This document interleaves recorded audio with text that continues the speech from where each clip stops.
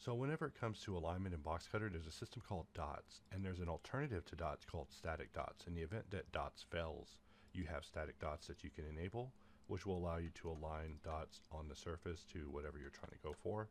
In this case, I have view enabled, but now we have static dots on the surface. And the thing about static dots is when you have a static dot, you're able to roll the wheel to basically bring up alternative alignment planes for these dots. For example, if I want to align my shape to a plane to cut this at an angle, I'm able to using static dots versus dynamic dots actually not being built for that sort of behavior or mobility.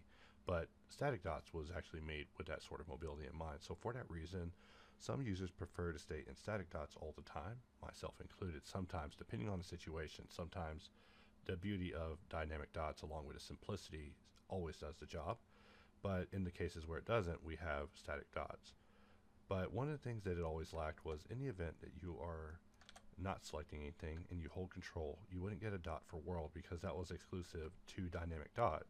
And then if you were in view mode, you wouldn't have a dot whenever you held control for that because that was also exclusive to dynamic dot. In fact, static dots is basically using the dot of dynamic mode in order to provide it to just fill in that hole, because even though the systems are different, I do feel that they both could share a solution there. So as a result, static dots now has a dot pertaining to view, and what this means is that if you roll the wheel, you can see at the bottom that the hypothetical grid size that this dot is pertaining to is being scaled down. In fact, if you wanted a real grid, you would just go and enable static grid and turn off dots and enable grid, and we basically now have a grid aligned to the world. In fact, but if we want it to align to our view, that's where things get a little bit more complicated, because view is something that is actually exclusive to dynamic. So if we were to just get out of static grid, we see that view grid is just a thing, just inherently for dynamic grid. So we will have to go back and actually visit static grid still, even now, we will still need to go back and revisit static grid to ensure that we have a grid also for view alignment.